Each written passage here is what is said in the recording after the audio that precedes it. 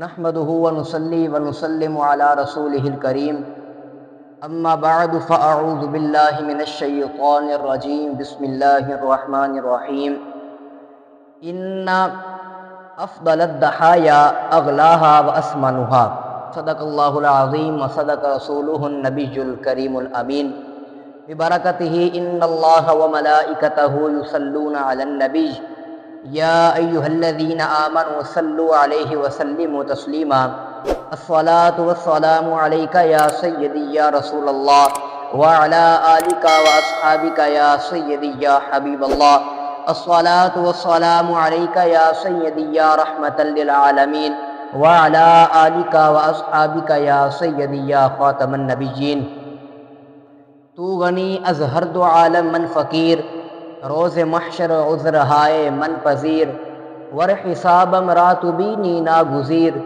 از نگاہ مصطفیٰ پنہا بغیر صدیق عکس حسن کمال محمد است فاروق دل جاہو جلال محمد است عثمان ضیاء شمع جمال محمد است حیدر بہار باغ خصال محمد است اسلام ما اطاعت خلفائے راشدین ایمان ما محبت آل محمد است۔ اللہ تعالیٰ کی حمد و ثنا کے بعد درود لامحدود آقا دو جہاں سرور کائنات فخر موجودات احمد مجتبیٰ جناب حضرت محمد مصطفیٰ صلی اللہ تعالیٰ علیہ وآلہ وسلم کی پاک اور بلند بارگاہ میں درود و سلام کا نذرانہ پیش کرنے کے بعد میرے بزرگوں دوستوں بھائیو السلام علیکم ورحمۃ اللہ وبرکاتہ۔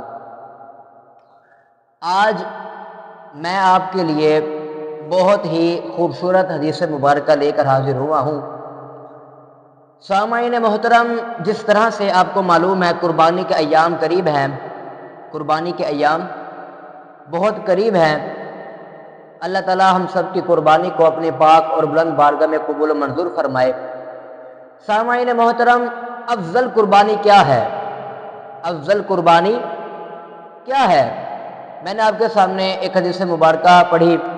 حضور جانا صلی اللہ تعالی علیہ وآلہ وسلم نے ارشاد فرمایا ان افضل الضحایا اغلاہا واسمنہا، فرمایا افضل قربانی وہ ہے، افضل قربانی وہ ہے جو قیمت کے اعتبار سے اعلیٰ، جو قیمت کے اعتبار سے اعلیٰ اور خوبصورت ہو۔ مستحب یہ ہے کہ قربانی کا جانور خوبصورت اور بڑا ہو۔ مستحب کیا ہے کہ قربانی کا جانور خوبصورت اور بڑا ہو۔ بکری کی قیمت، اب توجہ فرمائیے گا، بکری کی قیمت اور گوشت، بکری کی قیمت اور گوشت اگر گائے کے 7ویں حصے کے برابر ہو تو بکری افضل ہے۔ گائے کے 7 کے 7 حصے نہیں بلکہ خالی 7واں حصہ، کیا فرماتے ہیں کہ بکری کی قیمت اور گوشت اگر گائے کے 7ویں حصے کے برابر ہو تو بکری افضل ہے، بکری افضل ہے۔ آگے فرمایا گائے کے 7ویں حصے میں بکری سے زیادہ گوشت ہو، گائے کے 7ویں حصے میں بکری سے زیادہ گوشت ہو تو گائے افضل ہے، تو گائے افضل ہے۔ یعنی جب دونوں کی ایک ہی قیمت ہو اور مقدار بھی ایک ہی ہو تو جس کا گوشت اچھا ہو وہ افضل ہے، مقدار بھی ایک ہو، قیمت بھی ایک ہو، اور جس کا گوشت جو زیادہ ہو، اچھا ہو، وہ کیا ہے؟ افضل ہے۔ اور اگر گوشت کی مقدار میں فرق ہو، گوشت کی مقدار میں فرق ہو تو جس میں گوشت زیادہ ہو وہ افضل ہے، وہ افضل ہے۔ یہ ہے قربانی افضل جو حضور پاک صلی اللہ تعالی علیہ وآلہ وسلم نے ہمیں بتلایا۔ اور آپ پچھلی میری ویڈیوز دیکھیں یوٹیوب پر، میں نے قربانی کے بہت سے فضائل بیان کیے اور مسائل وغیرہ بھی بہت سے بیان کیے، آپ وزٹ کریں، انشاءاللہ آپ کو بہت کچھ حاصل ہوگا۔ اللہ تعالیٰ آپ کو عمل پیرا ہونے کی توفیق عطا فرمائے۔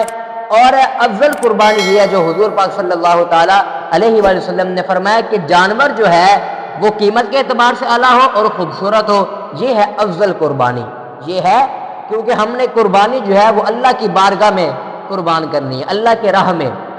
تو ظاہری سی بات ہے جب ہم اپنے بچوں کو اپنی اولاد کو اچھے کپڑے لے کر دیتے ہیں، اچھا کھانا کھلاتے ہیں، تو ایک جانور، جس بندے کے اندر اتنی استطاعت، اتنی طاقت ہے کہ وہ 2 جانور لے سکتا ہے یا ایک بڑا جانور لے سکتا ہے، تو خوبصورت لے، قیمت کے اعتبار سے اعلیٰ ہو اور خوبصورت ہو، اس کو اللہ کی راہ میں قربان کرے۔